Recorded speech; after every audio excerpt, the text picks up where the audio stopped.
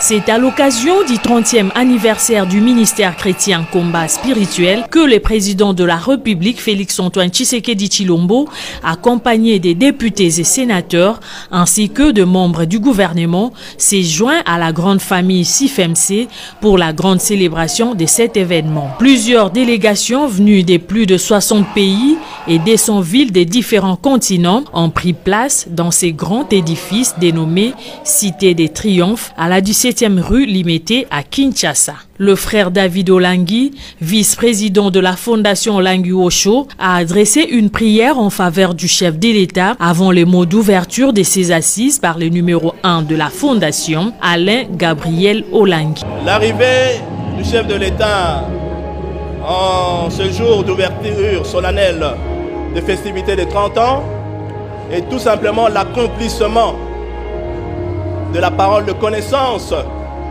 que son serviteur de heureuse mémoire, Papa Olangi Joseph Onasambi, a relevé. Il dira un jour qu'un jour on aura un chef de l'État qui croit au Seigneur. Et ce jour-là est arrivé. Et celui qui croit au Seigneur est venu parmi nous qui croyons également au Seigneur. Donc ce n'est que l'accomplissement de la parole de connaissance que Dieu avait mis dans la bouche de son serviteur de heureuse mémoire. Si le ministère a 30 ans d'existence aujourd'hui, c'est tout simplement grâce à Jésus-Christ qui est l'initiateur de cette œuvre. C'est lui l'Éternel qui a donné la vision à sa servante de heureuse mémoire. C'est lui également qui lui a donné les objectifs à atteindre pour cette œuvre. Si aujourd'hui, ce ministère a 30 ans d'existence, et que si nous célébrons même à l'absence du couple fondateur, c'est tout simplement parce que Jésus-Christ est le maître absolu de ce ministère.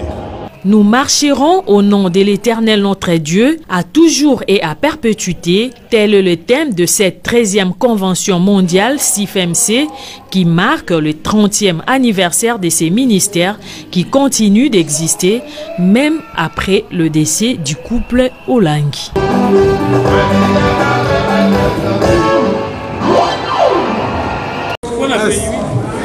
Tout ce qui s'est passé, nous souhaitons au président de la République et dessous de l'Assemblée, comme ça, à ça la nomination, il y a un prérogatif en tant que garant de la nation, en tant que garant de bon fonctionnement de la République. Il devait vivre. Il devait vivre. Alors, tout le monde a la nerf solide. Papa Lobaki Nabiso, dans la politique congolaise, il faut avoir des nerfs solides. Alors, nerfs solides, c'est Moni, la musique. Mais je sais que le président Félix et nous avons déjà réfléchi pour tenir la communauté. Je sais que va avoir la circuité. Pour la chiter, deuxième formation, les lots, on a parlé du peuple, rentrée judiciaire. On a en vacances. Si on va zongi, tant qu'on va zonga, tout ça c'est un bango. Pas de seigneur sur y a problème juridique. Silence dans la salle s'il vous plaît. Tout ça le makambo est très important. On a combat et on sera tout coquille. Déjà tu as dit devant une nouvelle. Une nouvelle. On nous en parle avec sa vie sur ce qui est ancien est revenu. Tu as là une FCC cash, tu as créé union sacrée. Mais on a la lecture de la FCC cash. Mais maintenant, c'est à nous maintenant de réfléchir. C'est ça. Il ne faut pas gaspiller de temps de discussion inutile. C'est notre pays. Le pays est à féliciter. Les affaires ne peuvent pas sécurité. C'est notre pays. Vous comprenez? Au moins, Papa Tshisekedi et sa famille, le nom mon ami qui va devant responsabilité pour notre cause. Mais maintenant, vous voulez encore réfléchir. Ce n'est pas normal. La famille Tshisekedi est de mon côté. La famille est tellement éduquée des peuples congolais à comprendre le pays c'est quoi, le peuple c'est quoi. Mais maintenant, c'est quoi plutôt on a été calme. Ça, c'est quelle façon de réfléchir. Nous, par contre, tu as une classe cité. Si tu as une classe cité, je regrette. Alors, on a un point de rentrée judiciaire. tosenga bango badate bapesaki biso mpona kojuge bato bato basala lombango po yango mpe eza élément moko très important po tobeta bango pour ke tosurkite mpe bango po bango daya basurkite biso na niveau parlement. En plus balabaki na biso FCC non union sacrée baparlementaire basalaki réunion lobi na affaire minuit na Kabundu na Batutu na évité décision ni bakobimisa lelo alors tokozela bango mais toutefois pour la politique à Congo papa salobaki na biso il faut faire des nerfs solide. Merci. Très bien. UDPS c'est FIFA. Combattant pesanga viva c'est UDPS c'est FIFA. Viva. Combattant d'élite toko signaler mingi nazo signaler mingi bana cha bopo na Chibalabala zali membre ya UDPS.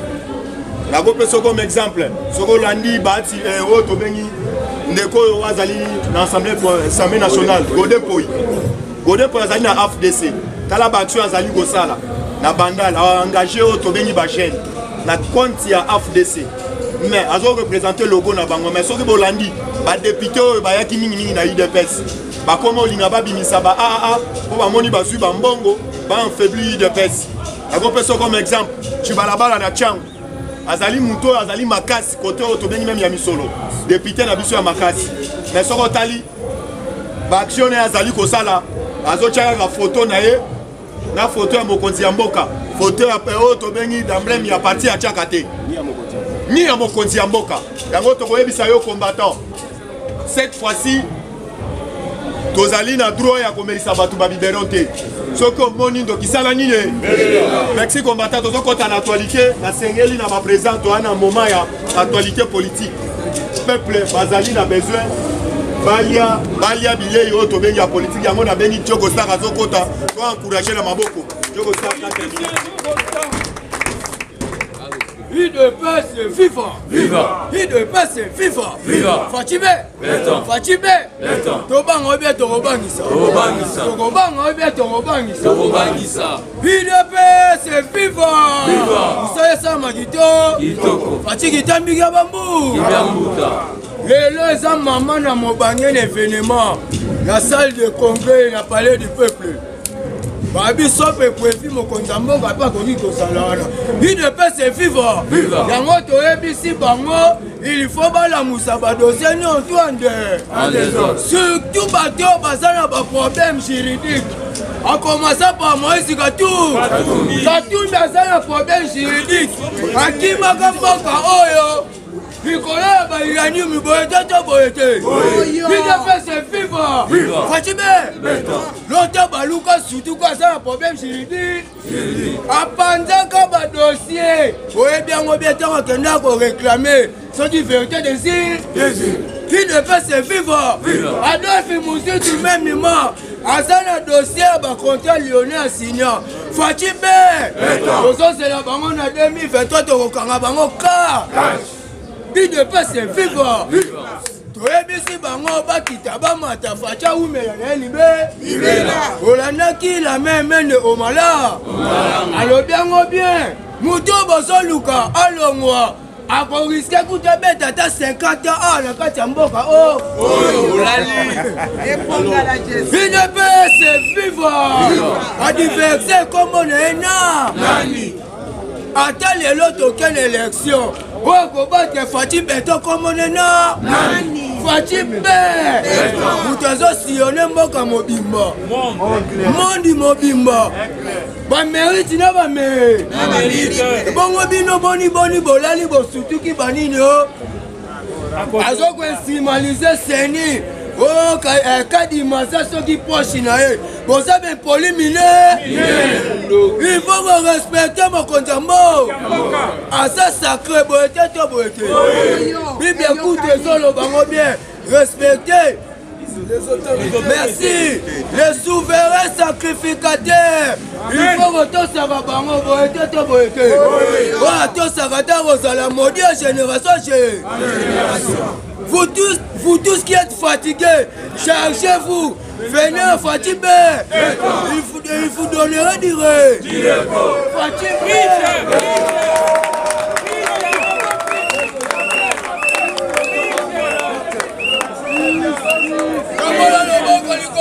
Baba. Fatigué. Pour tout ce qui est fatigué, chargez-vous. Venez à Fatigué. Il vous donnerait du ré. Merci na maman Martika Salou pour votre Fatigué. On a Fatigué de Rossier. Une épée, c'est vivant. Bakita, Bamata, Ezagaga, Denis Gadi. Gadi Mawe. Une épée, c'est vivant. Ceux qui vont l'ouki dictative, beaucoup de monde est en mode. Beaucoup de Moka, va diriger le pays. La marotte, brûlée. Lutte contre l'impunité au Banévolo, il faut s'y mettre en fille. Une épée, c'est vivant. Trop c'est trop brûlé. Donc, on met ça, on a libéré mon colombo. Fatibé! Okoyoka ke shisha kangi muninga na shishi tu. Boete to boete. Basango pe bakoka. Bango pe faut ba le kana tribunal. Likambo 9000 écoles fictives. Na 2016. Boete to boete. Tozo mesa bango te biberote. Jean-Marie Kassamba. Yozo sala musala mabe. Osalinga kolakisa visibilité mokonza mboka te. Tozalaka na kanda na yo. Okosa biso autoroute. Okosa biso 1000 emplois. Ezalaka wa? Bate chef, Fatibé, Jamaïka Samboko, Okosamba, Yambongo ya 5 chantiers, Boete to Boete, et Sambongo Bako. Une épée, c'est FIFA. Fatibé, tout le bien non, il ne pas qu'à Virunga. Bandeko na biso bakomo kufande. Tandis que bino ba député, na ba sénateur, na ba notable, boza amfi. 7 ans de tuerie na Beni. Trop c'est trop. Une épée c'est vivant. Il faut qu'on kanga ba député, na ba sénateur, na ba notable mosusu. Une épée c'est vivant. Trop c'est trop. Massacre c'est la gaboete. Na tongo bokolobela peuple na butu bino na bandokimine. Population sont déclarée a commis ko funda bango, a commis ko boma population. Il de paix c'est vivant. Que bisi bango cette fois-ci, biso na bino tina lifo. Ce qui te gola ta teni pour la fatigue béton. On y vient au boete to boete. Une épée c'est vivant. Une épée c'est vivant. Fatibé. C'est ça Makito. Merci président. Toyebisi bango boye. Merci na maman Fifi Masuka. Ozo ça la fierté toujours ya loi là-bas. Ozo ka musale zo sala malakati ya loi là-bas. Tous les miebino tout ba benga là-bas te ba saline. Merci. Pour la main bino le. De paix c'est vivant. Je go sala beti, on peut ça sous mukuna. Ouais balé ça li ça. Mukuna so ko tato encourager na maboko. Viva! Viva! Chers combattants, viva! Viva! Bonjour à tous. Bonjour. Nakoya Bisabino, Moïse Katumbi a yaki na union sacrée pour la infiltrer union sacrée. Nulle part na kati ya union sacrée. Toza na botu moko comment ozo trahir na kati ya botu moko. Comment que lobby na kati ya Assemblée nationale Ben Bika. C'est-à-dire Moïse n'a pas la supposition de Bango. Basa même morale, basa les dio. Pas contredire innocent. Il doit pas vivre. Comment que Moïse, bah député n'a pas bimi libanda oh Makambona Tobo Yango. Oh papa c'est biso poste il y a premier vice-président il y a Seni. Papa, si ça place il doit pas vivre. Là on a bah député FCC. Babimi Libanda papa, ata babimi na katégorie sacrée, c'est pas un problème. Mais voyez pas que majorité zawa, tous ça na 390 députés, 309 merci. Na 309, ce qu'on l'ongoli 70 députés, il y a Moïse Katumbi, tous autres na Condé. Tous autres na majorité exotique. Ata FCC nango balongwe tozaka na macho non moni papa Mbos alobi qui vivra le long de Makambo papa Mbos alobi ke ngai na kozonga sima ta mukolo moko tobetela papa Mbos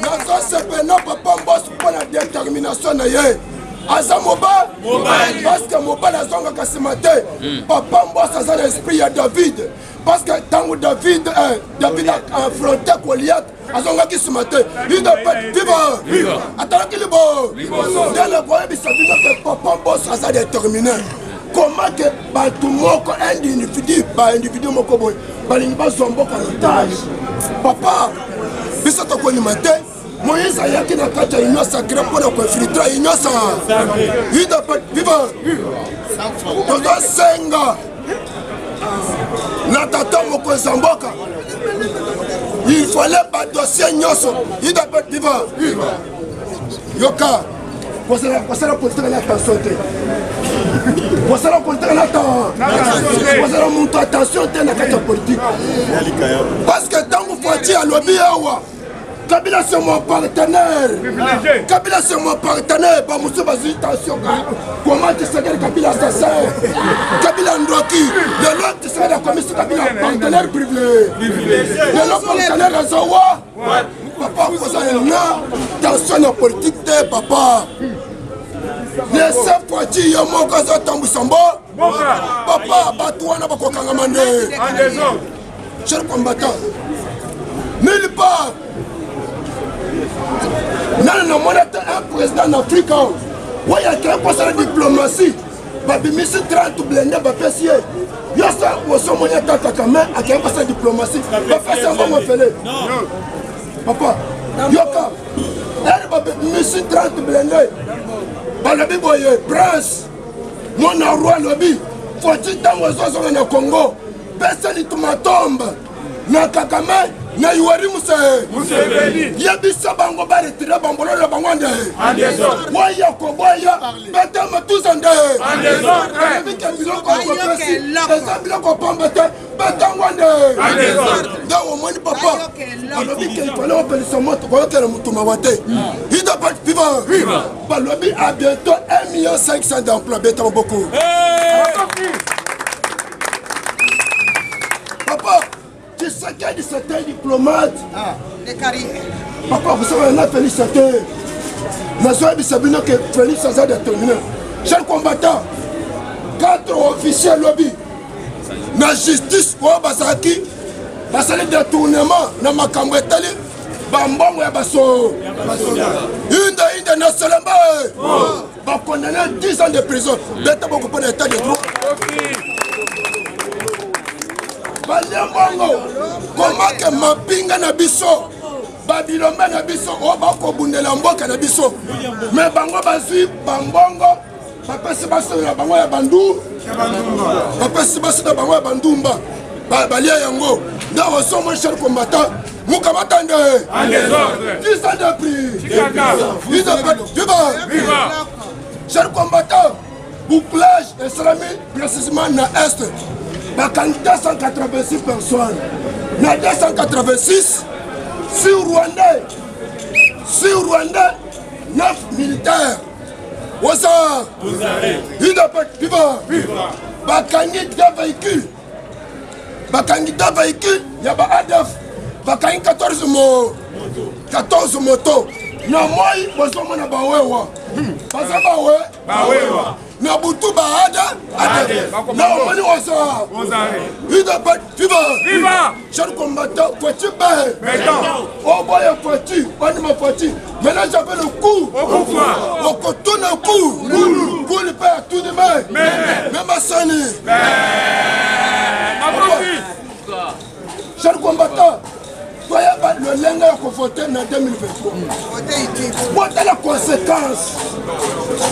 la conséquence automoni yabisaka bino botika makambo ya balie na bisa idps todisa toza na poste ya kokompagnie chef de l'état na vision na ye totire conséquence oyo makambo otomoni lelo tala na union sacrée tala na coalition ndenge ememeli so badesordre na kati ya mboka nyonso wana eza mpona nini manga ya majorité na kati ya parlement idepart viva na yango achar combattant kowalela mbongo te tosunga Fati beto parce que Fati aza na visa peuple congolais tovote topesi président Félix majorité en 2023 cher combattant constitution na biso batayango mabe comment que le chef de l'état a révoqué abengene gouverneur et sengeli assemblée nationale nulle part nano monango te comment que l'assemblée provinciale pour le gouverneur et sengeli pour passer l'assemblée provinciale non il fallait modification de la constitution comment pour le chef de l'état Asala, Albert le ministre, et c'est là passer le premier ministre, nulle part. Il doit être vivant. Il doit être vivant. Bonne cité. Cherubin Okende, ministre des Transports. Mon conseil, on lobby tous les ports illégaux. Bakanga Yango. Qui est là, et là, comment on se met santé. Silence à radio, parce que Cherubin a sa moutia, moi, c'est tout. C'est la démission ya Cherubin Okende. Amen. C'est un menace au côté à démission. Biso toza na procès matoyo, baza compagnie chef de l'État. Le bisona. Moko Elisabeth abetishete que il fallait bosser sortir le peuple ko. Comment que transport 3000 francs en école. 3000 milices ya transport, sinon ça radio pour le citoyen. Merci. IDPS viva. Combattant pesanga vibelonga. IDPS viva. Mwana mama. Mamou maso. Combattant et combattante bonjour. Combattant lelo na MSA ki attitude na kinango lelo. Selon actualité politique au Tolandi. Na une attitude ya Sengona, attitude à Kanda. Soko moni na koti na Kanda, il faut comprendre que azo séparate hypocrisie ou ezali na kati ya union sacrée. Combattant tozala na banner solide. Ce n'est pas le moment. Il y a Kaka o tobengi ba cadre na biso ya parti. Ce n'est pas le moment parce que boyebi bato yo oyo tozali na bango na esanga moko. Yaya na boyebi sa yo ko kozala même moi si na ndako. Soko moni moi si azo di a déclaré kaka na kosala divorce. Suga moi si wana déjà créé là qui au moins banda pembeni. Oui, tu vas éliminer au frère ou faux. Combattant d'élite, tu as dit que tu boye. Comment on a un comportement, il y a des gens qui ont une union sacrée. Soko la ni mingi ba ministre na bango. Bazo kenda ko bloquer oyo to bengi machine oyo to bengi ba warrior. Nazo ebisa yo même ça malokonde azali menacé. Même oyo to bengi mukwato bolo. Ba eko comprendre que azali na souci en mboka oyo. Azali menacé. Yaya toyebiso pe tozali ko affirmer ba congolais soki tolingi moyen totika Fati lobi to ko regretter ka na mboka oyo. Ba oyo bazali ko précipiter na mboka oyo le devant bazali ba paya. Ba ligne intérêt na yote, ba ligne intérêt ya ba paya. Wete ba ko konza biso ndenge ba rataki biso. Ba yete ba ko récupérer oyo to bengi mboka oyo. Il est pèse viva. Ko batapesa na bibelonga, il est pèse viva. Solo bangonde mwana pamate. Azo pesa yo lisusu kanda. Yeba déjà na moment oyo. Na ko yebisa yo. Oyo to bengi Cherubin Okende azali ministre ya ensemble bien ensemble eke. Soki Olandi, soko otali na certains na ndenga zo travailler. Momoni makamba transport ezali maîtriser.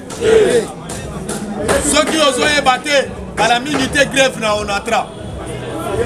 Yaya ezali bloc ezoko ute pa Moïse obeza ko utate. Donc le ministre des Affaires étrangères azali mutu ensemble ou bien mutu ensemble eke. Ensemble. Yaya nazo ebisa yo to sala hypocrisie c'est le moment. To si manamé dans la mer. Biso to soutenir Fati. Azali de notre. Azali Cassandre Yaya. Azali mwana batu. Azo matafio butu na moi. Fona ko luka intérêt ya peuple congolais. Na uti ko kota na VH Afrique. Na landi Kagame yeboko. Oui, Azali, parce qu'à comprendre que sur le plan diplomatique, Kagame a perdre RD, a perdre auto droit de veto. Yoka, Maloba Kagame Malobi na VH Afrique. Anobi soko boni mo konzamoka tout le temps. Azali libana la liko kene ko senga. Azali ko la kisete. Mboka wane azali na passe. biso to répondre Kagame boye lelo mboka oyo ekomi ya pasi parce que bayebete ba espiona biso na ba Rwandais ebele yo bino azali parmi bato oyo a contribuer bien ebele na mboka pona koboma ba Congolais yango na yebisaka bino ba Congolais Congo ezali ya yo Congo ezali ya ngai yaya Congo mon lelo bomona ngolo kola ba partite na ko peso bisusu comme exemple Katumbi tozana ye na kati ya union sacrée à côté si réunion na Goma à côté si même na ba société civile azoyebi sa bango bo que le plus loin bolukete état de siège et longwa Martin Fayulu a même population na kati ya Saint-Thérèse alobi état de siège wana na olinga ngo ate mukete tozo sengeli état de siège ça la nini papa azoyebi sa bino tozali ba Congolais bao babanda kokufa na S bazalaki bandeko na biso bandeko na biso yaya botala ba politicien o tozali na bango na kati ya République démocratique du Congo bazo ko flatter bino population mais c'est assez bazali koya pour intérêt na bango moko na intérêt ya bana na bango il ne peut se vivre combattant de lutte na koyebisa yo lobi na ni déclaration Moïse azo soutenir marche ya Lamuka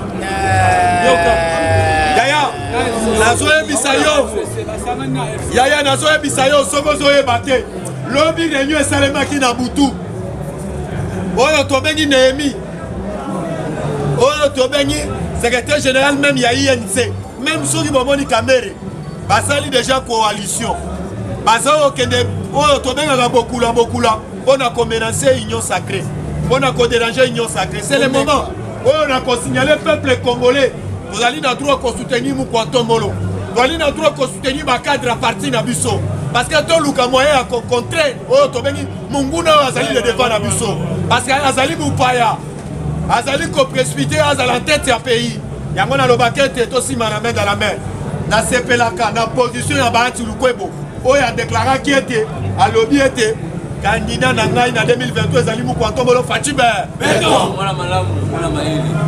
yaya na moment oyo eloko esalaki ngai passe même ambassadeur ya Russie ambassadeur ya France ambassadeur ya Grande-Bretagne ya Union européenne yaya bakendaki epai ya Papa Mboso même ya États-Unis d'Amérique oyo tobengaka Nzita bake epai oyo tobengi Papa Mboso yaya nazofongola bino parce que bakongolais bota la place tozali soki intérêt ya bapaya Mukwantombolo nosa intérêt bapaya ambassadeur wana balingaki na RDC baya ko se retrouver quelques ambassadeurs bazalaki na bacarrière minier Mukwantombolo bolandaki lancement lansaki l'air to pedraki ambassadeur ya Italie alobi avant ambassadeur akende na S pays il fallait signaler baja renseignement gouvernement yaya kopo wana kufwa bakoki ko separa na Mukwantombolo te Mukwantombolo azali na politique ya ganyanga combattant soki na lolo bapesa nga lokiko il ne peut se vivre combattant na koyebisa yo pesa nga vivacité il ne peut se vivre Fachibe yaya tolobi ete topesaka actualité politique mais il fallait que sokola bongo ya peuple congolais bayeba nani azali au sommet de l'état yaya Fachi azali congolais de père et de mère azali ko confirmer yango azali ko affirmer yango papa ya nini azali pe na bolingo ya mboka oyo koleka Fachi travaille lui seul yaya totelema Fachi travaille lui seul yaya nakoki kolela liboso ya plateau te parce que nazali mobali balobi kolela moi mobali miso ya rouge mais mboka oyo soki bakoko nanga bakufela mpona mboka oyo bamasa tozali na bango na liste bakufela mpona mboka oyo ezala baoyo bazali bapaya bazolinga bazala en tête ya mboka oyo bakoresir mboka oyo ate muke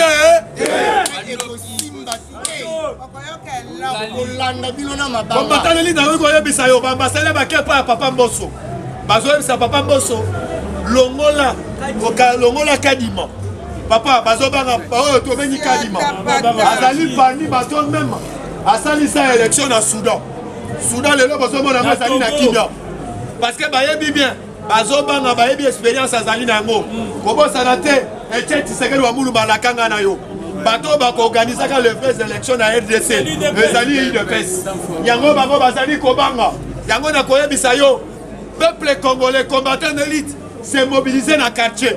Créer le Fati, BBBB. La cité, créer déjà un groupe de bateaux, dans le moment de la campagne. Où il y a un candidat. Papa, ce que vous avez dit, peut perdre un candidat. Candidat, les alliés Moïse Katoum. Bakepe na sima oyo tobeni ya Fayoulou. Bato wana bazo balancer bango na terrain. Yaya, na koyebisa yo, c'est le moment yango ya ko soutenir mu kwa tomolo. Il ne peut se vivre. Viva! Pour matin, ce que oyebite, Sama Lokonde, alansaki oyo tobeni opération Zipa Mabulu yo son ville à Kinshasa. Alansaki lancement wana. Bisiko moni lubulu yebisa biso, je dois signaler déjà la biso tobena ka Victor Tumbachike. Chikela. Tutazo sana musala wana ezali OVD. Merci. Yaka yebisa biso toko mango toko déposer par papa Victor Tumbachikela. Azali mutoyo ba yebisi ville à Kinshasa place yo son mabulu ezali et si pas mal. Il ne peut se vivre. Combattant de lutte. Yeba déjà l'homme na conseil des ministres. Fati apesi mikano na oyo tobenga mama F Bazaïba. Apesi mikano bato oyo so ba exploitaka ba nzete na biso. Sans respecter oyo tobengi gouvernement congolais va suspendre tous les contrats. Oyo ezalaki na po akala okena zamba. Obandi kokata ba nzete na biso sans gouvernement yeba. Yeba déjà la partie à conseil des ministres. Mou kontomolo apesi oyo tobengi mitundo na ye va suspendre. Yeba déjà dans le conseil des ministres. Babengi saki même bateau ya ba groupe ya ba réseau oyo kozobenga lokola Vodacom lokola Fricel bango ba iko batisa mo dos ya kokata ka batu susu ba crédit babengi saki bango même ba reporter na conseil des ministres ekoya parce que ba luka moyena ya ko luka moyen ko suspendre makambo yo tobenga kaya ya ram nenge belolenge bango bakomaki ko profiter na se ba soulever peuple congolais et loko ezali nango combattant to koyebisa yo boye se na se bazo kende basimbi koto pona ko sala soulèvement populaire yaya biso de photo fongola misu muko ntombolo ba action asali na mboka oyo asali ba action ebe yango biso to koyebisa même oyo to bengi porte-parole même ya gouvernement azala na oyo to bengi banen solide ya kozwa oyo tobengi baction mokonza mboka sali batiango sur le terrain peuple congolais ayoka yango il ne peut se vivre combattant de lutte na koyebisa yo boye awa na minute oyeba déjà biso tozo signaler mu kwantomolo d'ici bientôt j'ai en francophonie faut betama na République démocratique du Congo frère faux banda ba pesa mbongo bona kobongisa stade ya 20 mètres oleka kawana chaque jour essayer de dévoiler mais tozoye bisabino ti lelo nan tomoni ate ata building moko etelemi nani misala ezosalema te tosengi comité ya suivi balandela misala wana ekende na lombangu vrai ou faux combattant de lutte nakoyebisa yo lisusu na moment oyo oyeba déjà oyo tobengi mukwa tomolo Fatima tomo wa mai zubu wa bilumu awa yeba déjà auti kopesa mikano lobby parce que lobby ezalaki ne fisque Babi Missa, oh tobengi papa na biso Denis Kadima, ba député ensemble, ba kendaki ba bimaki na salle, yaya, ba ke ko sala réunion na bango, butu na moyi,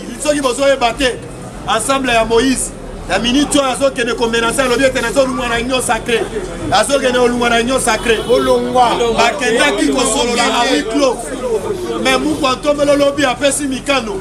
Papa Mosso, à côté sa plénière, il est là, à bête à bord, tolé.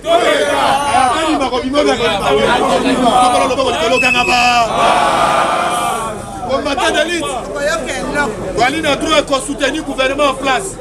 Wali na droit qu'on soutenir le ministre Nabiso. Wali na droit à Kolingana. Et là, on a pensé à nos combattants, peuple congolais. Dans la culture, on a la bolingocratie. On a la moue du prochain.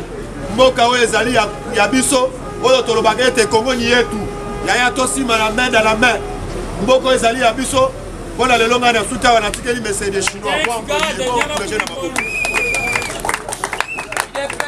Viva! Viva! IDPS viva! Viva! IDPS viva! Viva! Viva! Viva! C'est l'espérance. Bonjour, bonjour. Bonjour, Lissousou. Bonjour. Le sako. Le sako. Le bibo na mukantombo le mutokozoka mula. On a Fati Béton okozoka mula. En tout cas, jambo yenu. Jambo Lissousou. Jambo sana. Weto aou. Beto abwe.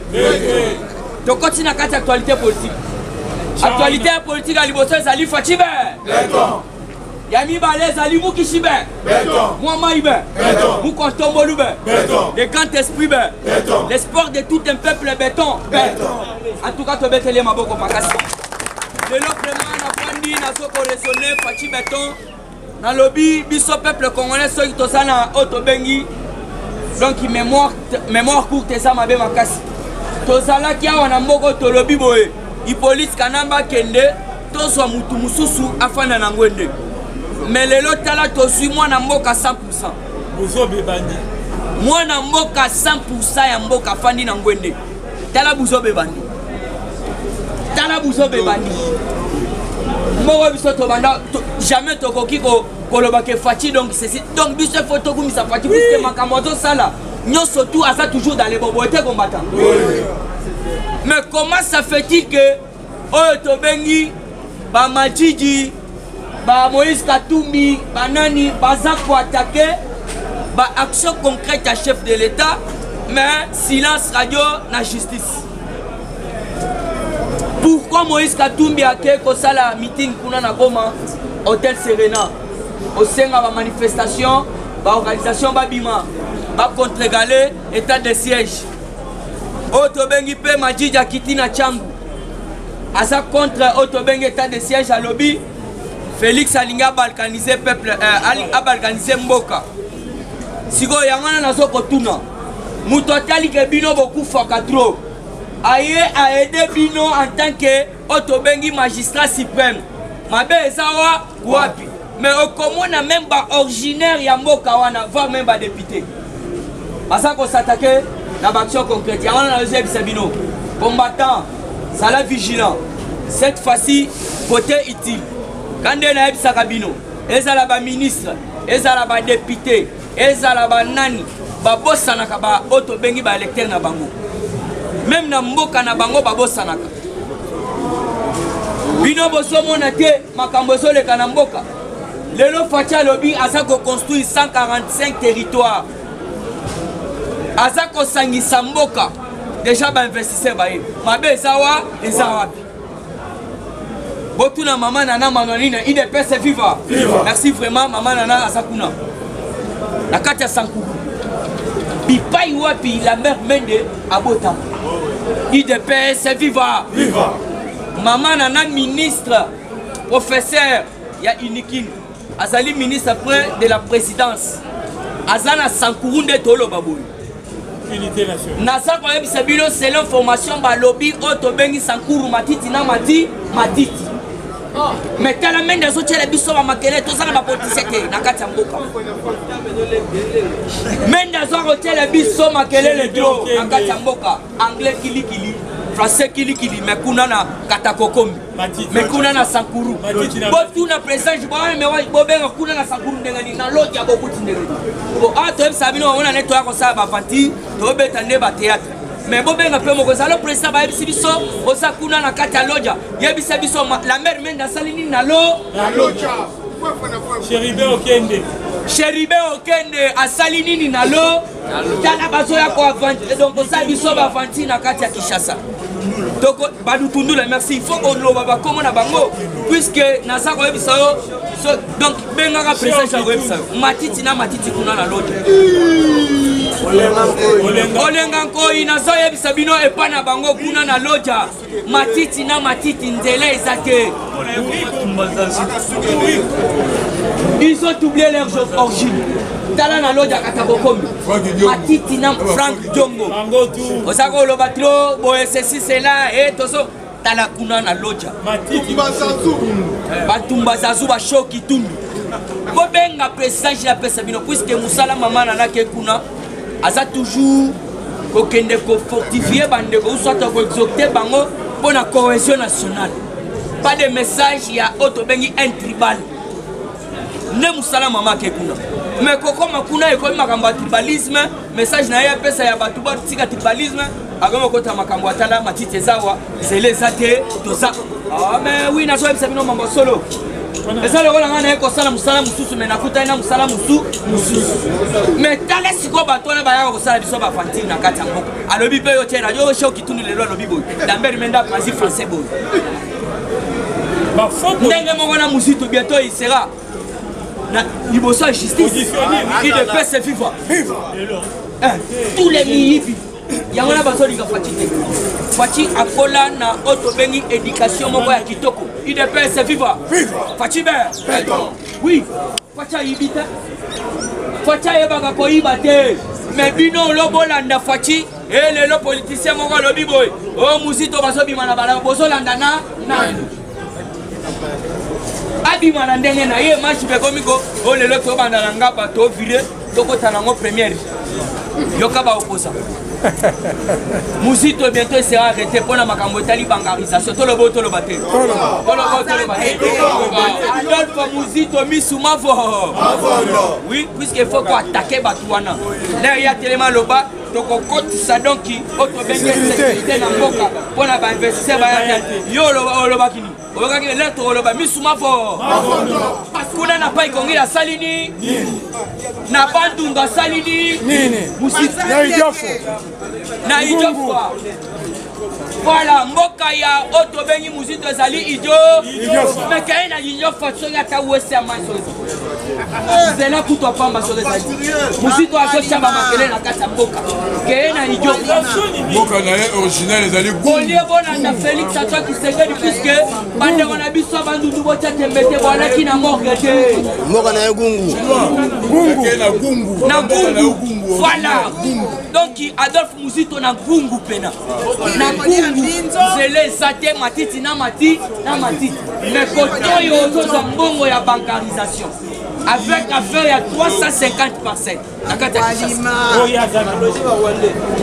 bozalaki na Musito mais fallait tiela bino ata auto bengi banque mais banque bando salate or ka kotisi makambo etali bancarisation yende mukolo bancarisation mais bipai wapi ye abimela banque ezalaka te hôpital ezalaka te aéroport ezalaka te nde papotise bino bokolanda Musito botika na bango ye awa bazokanga ye na dossier ya bancarisation il faut yoka combien de chiffres bimaka par mois oye ayibaka tiaka na poche na ye Musito nde bomonaka ye Musito Martin Fayulu tobomeli ye moto toza na dossier ya boma mulu batika nyo ye moko azwi micro abimisa alobi boyemba boma mulu batika nyo konge ali botika na bango basala bafanti bose concentre na baction concrète ya chef de l'état bavion eyaki balobi te bakulu na bango Faci azwi bango abongoli bango bakomi baagent de développement bakomi oliesa mboka baza koloba te bango nyonso tu Faci azosala te effectif en est trop il ne peut se vivre fictif même la présidence fictif Robert Masolo IGF Ezwaki équipe donc il enquête il ne peut se vivre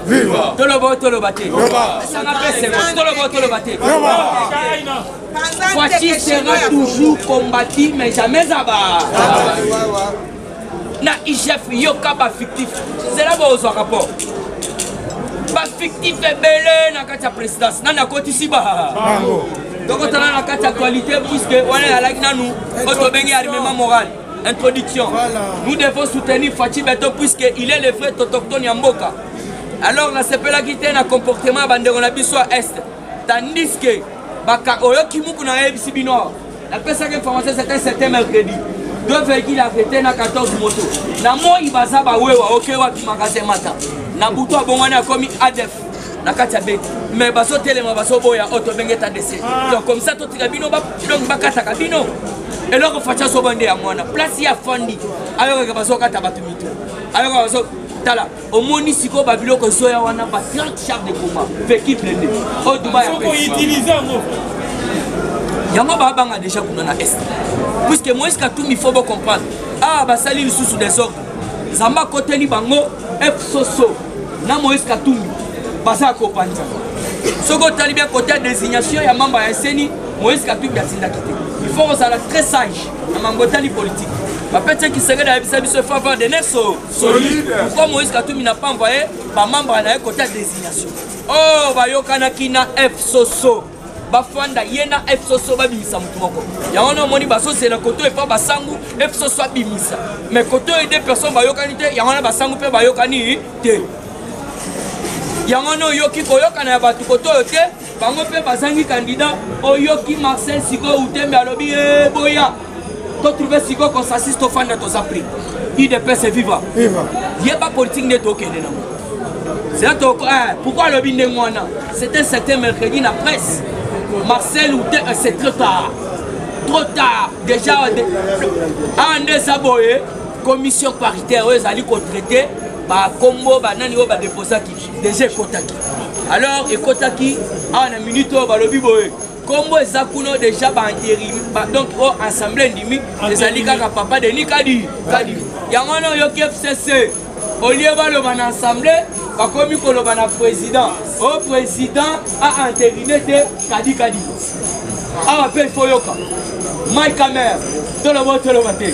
L'information c'est bien Mike Kamer dans Kamba, lobby Bomonakia, hélicoptère ya Kambe Banda go tourner. En tout cas, président Nasugiwana. Merci.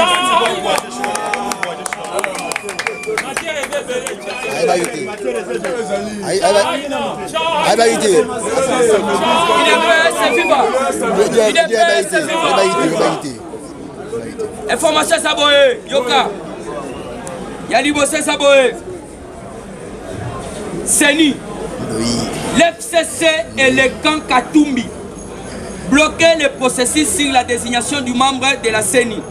Katumbi qui n'a pas envoyé ses délégués confirme que lui avec l'FCC n'ont pas abouti à un processus ou soit un compromis au sein de la majorité na bango. Donc témoin Foteli Bango Katumbi na FCC bayokanité. Alors bango koto yo babanda olinga ceux qui bayongani babimisi mutu moko ya ono yoki siko papa Donatien Abechole na papa Otembe ali babanda soutenir siko du fait que bango bayokanité mutu pe abimité ya ono yoki bilinga ezali siko na ebisaki bino Chole très attendu na kati ya Vatican bayokaki déjà des ordres o ezali kokota na kati ya politique. S'il vous plaît. Merci doyen. Des ordres wana o moyo lobi sukoni Katumbi ali politique bien politique. Bon makambo ya confession religieuse est-ce que c'est politique? Mais comment Katumbi a tout cela il n'y a pas solo là-bas va bien sa candidat ça c'est quelle lecture? C'est une lecture contradictoire. Passons à la loi. La CENI va le na biso. CENI ko dans la charge de la confession religieuse. Oui. Politique à Kokota Kuna. Mais à quoi bon Katumbi à Zozela va s'accorder la confession va du candidat. Donc chinois va Congolais va de la série. Merci. Il nous semble que tout ça sérieux. Tout ça sérieux. Il y a un homme qui a justice. C'est ça qu'on a là. Moïse Katumbi, dans un pays qui se respecte, il faut aller à Bokangama. Moïse Katumbi, on a invité celui papa nous solo c'est ça. Tolérance zéro. Pour n'attendre la bino, on a lobby na bino. Pendant l'état de siège, aucune manifestation est donc autorisée. Rassemblement mon côté est autorisé. Mais Moïse Katumbi a sali rassemblement, a insisté partout, pas que ne batte les méthodes de ses pratiques. Il faut l'arrêter. Moïse Katumbi a continué sous Makambo, assemblée provinciale à Kasaï Oriental. Pratiqué. Ah bon, mon numéro député Nabiso ya IDPS, ya Kasaï Oriental. Sony. Bayoki si Sony, Bakeba lobby, Félix Antoine qui serait d'abord Sani Kasaï. Azata na vision mon côté pour na Kasaï. Yo Moïse Katumbi, bimi c'est la biso, candidat au soutenir Yabimi. Moïse Katumbi Atali a bambi bango $10 000 à chacun. $10 000. A ABC bango dengue sana cause à la calme. Les jours avant, après Sabino $50 000, $50 000. Nadi. Siko mutuande ngwana. justice yebi que vous doit créer donc ça ko créer ba justice eza otiga ye kaka na bandengo yango na tosengi na justice ela la tête.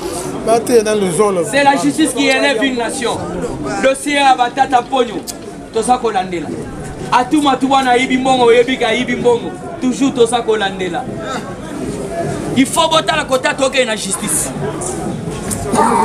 Justice pas comme pour le état des droits.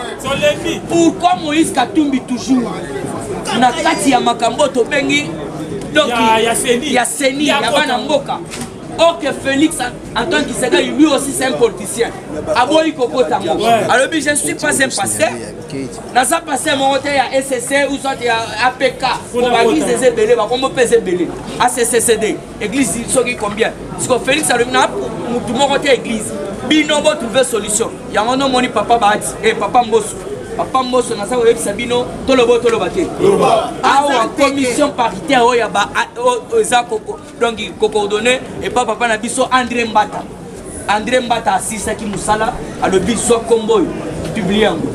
Mais loko akoka malobi na habité bandeko nanga kototo za bakumbu soki bomona ki pe hélicoptère coloré na couleur qui mangiste vert blanc keba et ça livre Lukani et bandako baluka journée mobimba na baru hélicoptère tina gombe tous les 24 communes partout ne balobi bongo alors il faut yebela. Ah donc il m'a caméra c'est là qui n'encamba tout le bateau. Mais oui quand si pas bango batale que non peut-être que kola di sabango que non bon ceci c'est là or que ma caméra azali ko sala musala makasi côté n'encamba kuna na sako yebisa bino papa Denis Kadima depuis azabitumba alobinga na la ka toujours n'encamba il y a ça toujours n'encamba yango yoka ki ma caméra diplomatie ba ke ko beta n'encamba to éviter. Le Congo c'est un pays laïque. Boye ba makambo basala biso pa église catholique na 2006 to kozela papa qui se kede mulumba bima église catholique ebeta biso kindimu 2011 chasse kutu papa aloba que non akeba biloko wana apekisa même ba auto bengi ba député na biso le seul Félix Antoine Tshisekedi Tshilombo na Jones Mawesha baboya ki ko siéger mais tata moi c'est génie chika akenda ko siéger. Bah tu es surtout bakenda ko sombo mais yo ko le Félix aza moyibi akoyiba yo mbongo combien c'est un bourgeois Félix akoyiba mbongo combien tiki $13,000 par mois et puis betango fois 12 fois 5 ye kaka ye na Jones so bakangi na mushima yo ayibi dossier peke na cour constitutionnel batali ko ayibite boso le tala na sa ko Sabino mokili elingi bato malamu tala ba komi ko linga sikoyo batake na Tony Mwamba. Pourquoi à désactiver ba professeur basala qui t'équipe. Comment ça fait que Bossali demande Bossengi Mbongo papa c'est la bino mais tozo sale la budget ya 2021 botika te soki to continue na budget ya 2022 to ba c'est la bino mais to continue demande na bino ndengo wana te bozo nanu ata moi 40,000 francs likolo wana professeur ya boboto azumbongo mais aboy ko tangisa bana mais là to lo baboy bango ba komi ko sensibiliser ba le biboya to songa bango moko ina pesa viva mettre la politique à faci beto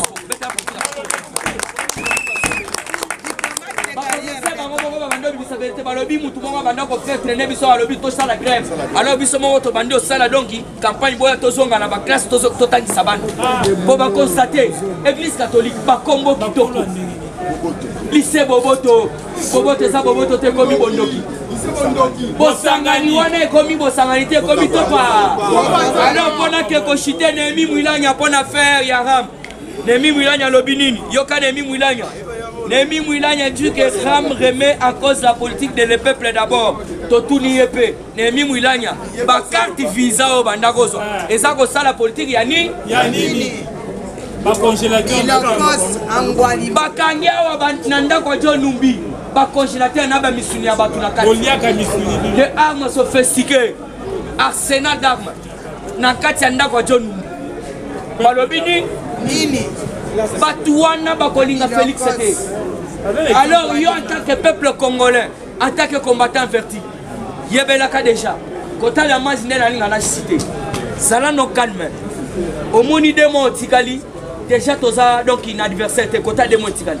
boyo kailo ko mu kwanto mola ko beta boyo ki 6 semaines ba pesa ki bino bientôt ezo kita ezo sila siko ba kosela ka mukolo makamute ndenge sawana biloko déjà ça nanzela et puis il faut yeba que Félix azo lié sakaka Kinshasa te même bipa yo bimela wana tozo tinda donc mbolongo peut-être ayebi mbolongo te mais to tindela bango mais bino bolo bagino na bité nga soki na yoki ke osana vision chef de l'état na kokumi so ande Kilwano balobi azosa pe makambo kuna kitoko Kilwano akuti assemblée provinciale les athées mais ne babiloko ba musito il faut batsaga ba mais il faut batsaga hein tala jeune wana tali ke non awa assemblée provinciale les athées tongeli bango ya sika ya Kilwano akuti bana baso sakana donc baza terrain ya balle ya football na kuna ezalaka te azalaka ta kotongela bango siko biloko wana yoko be okoboya ko féliciter moninga donc Kilwano zo sala pe kitoko lokola ba ministre nyonso tu ya biso alors pona tike na Messi président Messi limbisangai awa balobi boye li chef place na banda ko bisabino pona présidence Fimbwa kekele à la demande de Direcab Otobengi Guilenyembo, du chef de l'État, l'IGF a diligenter une inspection sur l'effectif affecté à la présidence de la RDC. D'après Gilles Alengete, un désordre a été occasionné, précisant que la plupart des effectifs n'ont jamais été notifiés. Voilà. Voilà donc selon Aketo basali kuna na IGF. Donc bientôt vous allez aussi là ba que Europe ça qui les doigts. Donc boye ba que non ba effectif ba ko tisela biso na ba to bengi ba école ya église catholique. Ti le lo ba so lo baté puisque 600 écoles ont été supprimées sur la liste de paye. Il y a pas enseignants au basala qui ba fantôme mais jusque là chaud la lo baté en bon à lo baté. Merci. Merci. IDPS c'est viva. Viva. IDPS c'est viva. Viva. Fachibe. Na pesi o to bien représenter tout le monde encourager na mabo combattant. IDPS viva. Viva. IDPS viva. Viva. IDPS viva. Viva. Viva. Viva. Tshisekedi super national. Félix président de la République. Les peuples d'abord. Les parlementaires debout. Les parlementaires debout. Les parlementaires debout. Bonjour à tous. Bonjour. Na lingina la Sabino moi extrait pour comprendre que dans na niveau nini Joseph Kabila a détruit qui jeunesse congolaise. IDPS viva. Total moi événement moko ya Sony ba finaliste bazu ba katanaki. Bango nyonso basali marche beleti na nani ya PPR de banque de Lobani Nikel Joseph Kabila azonga. Mais ce qui a tolobi a to la maïle no totuna. C'est que Joseph Kabila nem tabana ko sala ba oyo banda ko zwa kalawana examen d'état. C'est que Félix Tshisekedi nem tazo sali ba oyo bazu examen d'état. Botandeke babuma ki jeunesse congolaise. IDPS viva. Pour comprendre que bayaka na mission ya mabe. Comment se fait-il que bana wana même ba parents na bango ba oki sonité. Makambo mabo ya soni makasi. IDPS viva. Oh Joseph Kabila azonga pona nini bazu na examen d'état. Soki na ba grille électronique.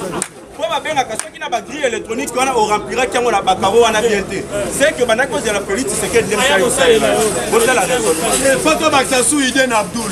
Combattant bana wana balaki ki mzoba na bango mune. Position ya mboka na biso lobi boye. Sénateur en vie a kozonga lisusu na pouvoir mais bango bake kolela sénateur a vie baza bana kutu bana na biso te ezali bana oyo tobengi ya banemi ya bashadari bana bato ya FCC bamoni ete Kabila bandeko ne abomaki enseignement abandeko pesa bango nyingisa bazwaka mais cette fois-ci avoswa parce que soki boyebi te combattant baute kokanga muto abandaki kopesa bango nyingisa losala bango ba examen d'état bakanga ke na ngamba école wana na bien soki na zo information na lakisa yo bakanga ki numéro 1 na bango papa wana soki akoti asala bango ba examen d'état yango monaki même bato la muka lobi ko basala oyo to bengi mobilisation na bango komaki bana chang otala Félix alobi bana chang yo sondenge bino hôtel makapona ba match alobi bino sobo so atala degré à batu bakomi ko récupérer o to bengi récupération politique yango to ebisaki bango bakome IDPS viva yango fachi beta lo baki faut changement de mentalité neti journée à lobby tokendaki na moi permanence ezali na moi lo moi bando sali makuna après kozonga nalobi bon par curiosité na zina leki na kio mona kamoko ya baofele IDPS viva tota la côté okuna ba distraction IDPS viva na zina tamboli na landeli na nuka ya baofelina ya baofele plutôt otuna mwana azolo baboyeke ngai tangu papa azo akufaki babenganaki ngai bolobaki naza na kindoki otuna mwana okabo ya koloba o ngai babengaki ngai moyibi IDPS viva yango nazoloba na baparent eza te soki na problème oyo oza na yango neleki ya mokili mobimba IDPS viva soki eloko ezoderange o kotia susi te efe kozotia susi wana ecreye maladi na nzoto no kokufa sikoyo bana ozotiki bango nano baza nano incapable ya komilukela ya komiliesa omoi teke ozotinda bango na souffrance IDPS viva mutu moko akoki kolinga bana na yo koleka yo moko te tolanda baflaterie ya famille te obota mwana boye omoni oyo ayeboye oyo akokana na papa oyo akokana na tantine oyo akokana nani mais ntango yo kozala te makambo kokokana kozala te IDPS viva et puis bango bazalaka ndenge nini soki papa ozalaki na babien na yo soit lupangu na yo ntango kokufa famille akoya kobotola nyonso mais akobosana bana ozalaki na bango IDPS viva yango nde baka oyo tozomona ke bashege bakomi ebele baofele bakomi ebele yango nazosenga na bakonzi ya mboka na bato oyo bayebi deja ke basala bazwa deja mbongo na baministre na badepute to soutenir bafelina IDPS viva po soki ozoyede bato bazangi nzambe likolo ya kofuta yo IDPS viva initiative ya malamu ya kosala yango wana tozosenga na gilwando oyo azolakisa mosala kitoko azosala oyo meme azosala fondation na ye widal IDPS viva mpona kosoutenir bato baza na baproblème baka ya baorphelina ezali ebele bosoutenir bana wana po bango mpe un jour bakozala bacadre ya lobi IDPS viva tozosenga na fondation ya mama Denise Nyakero a soutenir pe bana wana baorphelina wana atala yango po mama Denise ayaki nini ke azotala ba jeune congolais azo aider bango ba métier moko ya maboko ya kosala pona eji bakoma capable ya komise en charge bango moko ba aider pe bakaya baorphelin wana IDPS viva et puis tozi tokoti chef de l'état bazo zela na Inde après kolonga na Inde akokene na Israël IDPS viva et puis tokoti sous assemblée nationale. Malgré les refus des députés, les bureaux confirment une plénière consacrée à l'audition des rapports de la commission paritaire à Mokolo Yalelo samedi. IDPS viva. Pour comprendre ce que le problème ni les autres les Moïse Katumbi. Nazo c'est un peuple congolais, il faut tout l'élément.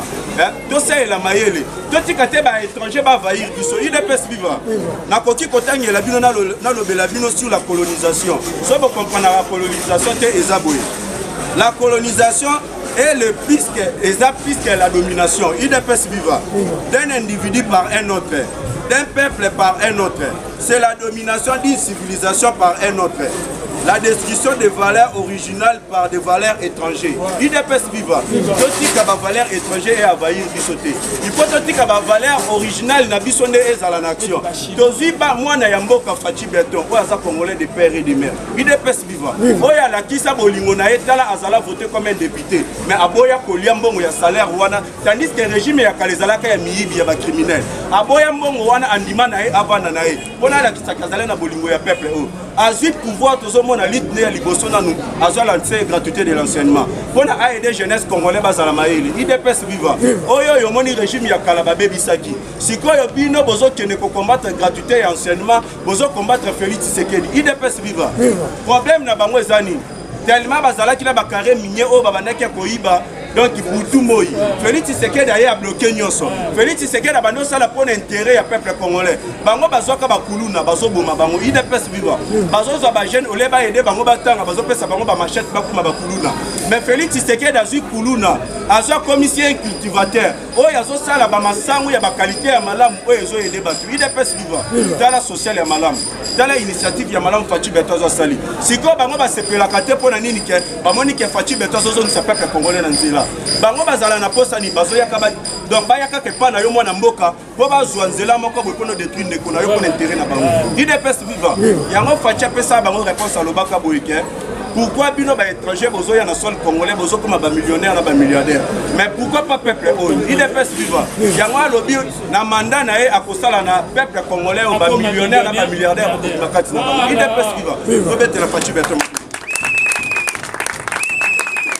Pour expliquer bien pour comprendre ba propos ya Moïse Katumbi na ba propos ya FCC na ya Senko eza propos moko IDPS viva nzokane véritable boss ya Senko eza Moïse Katumbi IDPS viva bino moko landela abeshole na makamba banaki kosala a échoué akoma kosenga nini dialogue IDPS viva ndio moni Moïse Katumbi alingi susu komi bomba te ami bimisi na poisson Moïse Katumbi azali kotelemela désignation ya Denis Kadima comme président ya CENI et puis azoboya composition ya ba bureau ya CENI IDPS viva et puis atelemeli a lobby taxe ram eza escroquerie même propos na FCC IDPS viva pour comprendre que Moïse Katumbi kaka ye moko abandi ko sensibiliser ba député baba no sala ba propos moko ya mabe ya koloba ke Félix Tshisekedi oyo alingi bino bakasayete banda aya na pouvoir azo tipe bino te IDPS viva nyonso wana zo sala na corruption azo pesa bango ba mbongo pona nini babebisa image ya Fachi Beton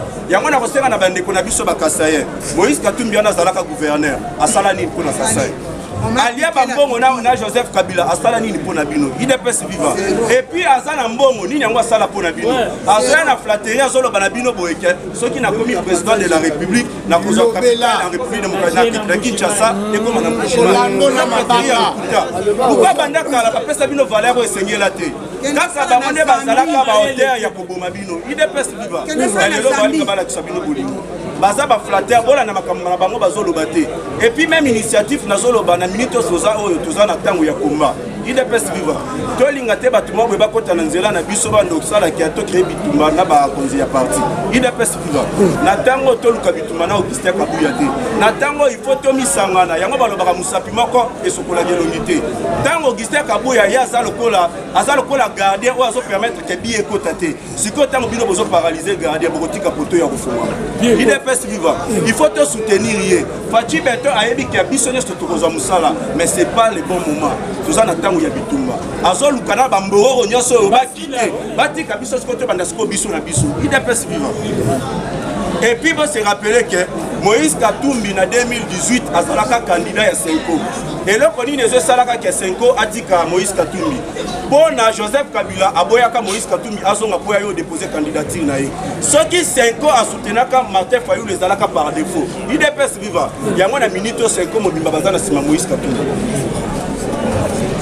et puis les sous tokei alliance moko ezana na maternité oyo Moïse Katumbi na Joseph Kabila oyo Joseph Kabila za ko assurer na Moïse Katumbi alobi boyeke ngai na ko soutenir yo pona élection présidentielle en 2023 IDPS viva ota bakabali basala ka bazala na bango batu moko mais wana banda ko sala wana ezaka publication kaka pona ko distraire le peuple congolais comme ça tout le monde a le droit Moïse Katumbi a retrouvé la raison à ça soutien Joseph Kabila tout ça na simalaye IDPS viva OK ça va théâtre en plus il sous pona koyeba l'union sacrée bomonaki ke bakotisaki réunion moko d'urgence na niveau ya fleuve Congo IDPS viva oyo ba député basanganaki bazalaki au nombre de 300 ba député ya union sacrée balobi boye tozali susu na posta ya ba député ya Moïse Katumbi te bazala na bisoté parce que ce sont des traîtres IDPS viva tobetela nan ba mako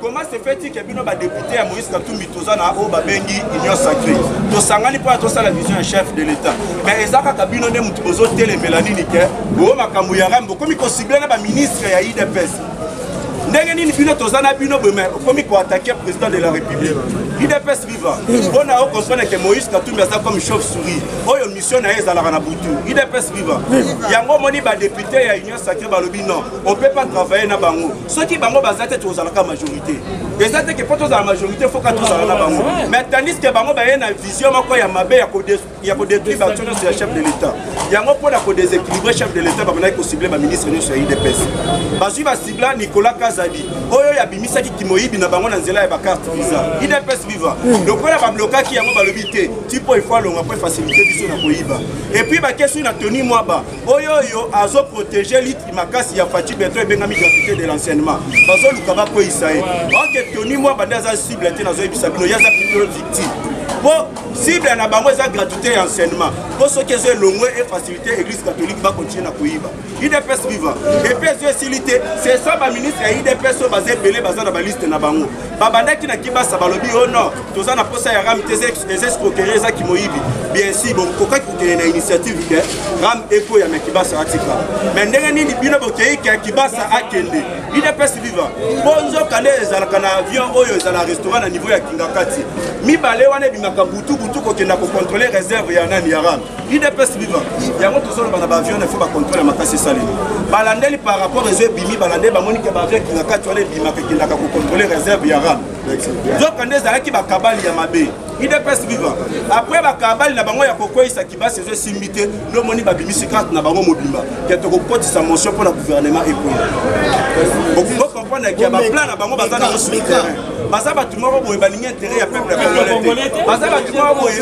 bazokombattre toujours baliti ya famille bazolinga bazongisa biso toujours na nsima lokola ilunga ilukamba ayaka na mission moko boye ya kobloke nyonso ya faci beton bango bamoni ke sama lokonde azosala malamu tika tosala nini tobloke surtout eloko elebisaka bango kino lelo eza nde chef de l'état sala la diplomatie ya makasi atia mama kabedi mbugi na banque centrale oyo banda azwi abloka batu na bango bayibaka yango bozwi bomoni eke tokomi kosala baexcédent jamais vu banda République démocratique du Congo et la République démocratique du Congo.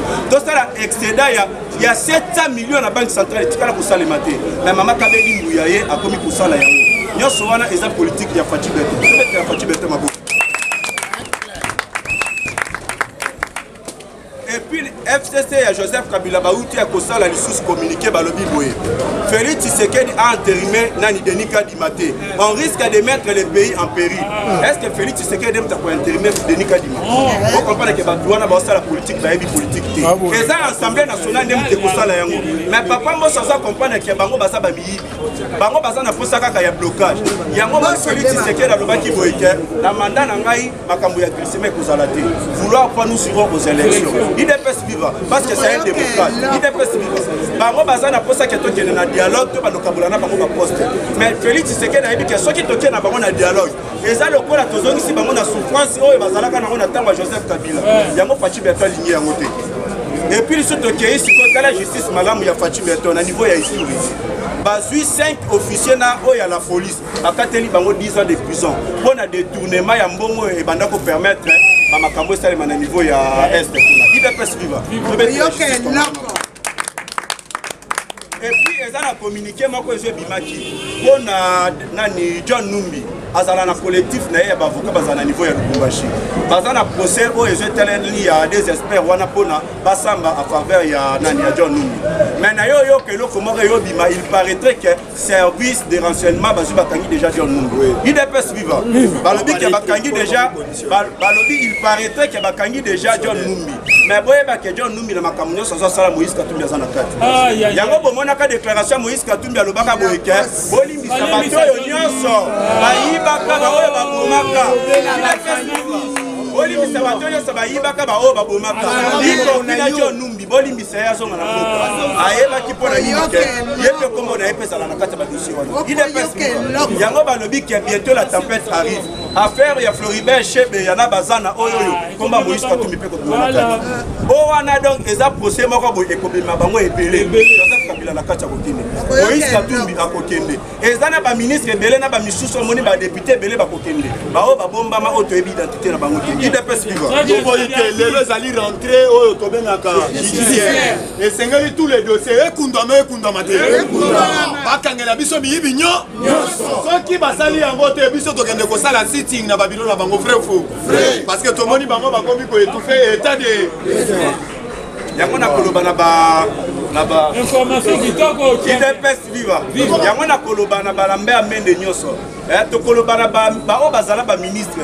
ba o bazala ba gouverneur na ba mboka na bino na ba province na bino bosala ça y a rien IDPS vivant bosala eloko moko te tosi totena niveau ya Sankuru tala kaka président Gila mama nana oyo azosala mpona unité nationale ezala mpe na cohésion nationale bazwi bazokende kosangisa bato mpo biso nyonso toza bacongolais toza bana ya papa moko IDPS vivant toza bana ya papa moko me bamama différent IDPS vivant yango moni bazolinga basala kia tozala na bolingo tosangana mission ya baétranger bayaka mpo bakabola biso so bazwi bakaboli biso wana nde eza déséquilibre oyo ekopermettre bango ke bakoka kozwa baaction na makambo nyonso ya mboka tozwi tomoni ya niveau ya Sankuru eza gouverneur ya Sankuru Mukumadi Joseph akomi kosala mosala mo ya kitoko azwi acréé bainitiative alobi te bon sava lokola gratuité ya enseignement ape nasala mpe baekole mpona nini eza na disposition ya l'état abandi kobongisa na banzela kuna IDPS vivant ndenge moko na initiative ya Gilwando ye mpe kote na ye tala kaka moto alakisi bolingo azwi plus de 138 jeunes atindi bango na formation boyekola métier IDPS IDPS viva ntango bajana na bayekoli métier alobi ke aza capable ya kopesa bango mbongo komisa basala ba oyo bamoni ya kosala IDPS viva mais tozosenga na chef de l'état les combattants baza na posa musala toza na posa ya bato ya malamu baosala selon vision na yo ba oyo baza motema pembe oyo lokola gilwano soki chef de l'état azwa pesi ata ou bien occasion moko boye akozwa biso ba combattant apese mo espace mo boye biso ba combattant tokozwa musala IDPS viva mpona gilwano botombola loboko boganga ba lokola un raison le président Messi Azali na tiki pas bête mais champion IDPS viva tomomina no mwana popi tobimisi Mazakilem Mazakilem azokota ngo encourager Mazakilem na bango IDPS viva viva Fumusulu be béton Fumusulu be béton omoni yango wana avant TNF qui bino que non mukonza moka avant franchir Africa cool, et abena cool, Africa cool, abena cool, le quoi cool matopi, cool. La chaîne Nabiso Africa cool. En tout cas, les chaînes y a bien, et puis vous êtes très rapide, ils êtes très rapide, et les chaînes moko, bako ça a bien confiance. En tout cas, nazo senga na bato oyo nanu ba souscrire te bazwa. Donc, eza vraiment neti oyo balobaka ke boka lelo, lamba lelo, lia lelo. Donc, eza kitoko na sepeli na bino, na sengi na bato nyonso bo souscrire ebele boko zala déçuté. Vous voulez le Congo pour que le Congo devienne cool, pour suivre les cool analyses, alors revenez et abonnez-vous massivement. Bobozana Moana. Massivement. Africa Cool. Africa Cool, c'est la destination de prédilection pour une communication optimale. Longo Dianabino Mama. Merci beaucoup. Équipe Mobimba et Africa Cool, félicitations. Et au monde de la chaîne, impartial. Le rôle de Babino, vous méritez le soutien de la population ainsi que des institutions compétentes.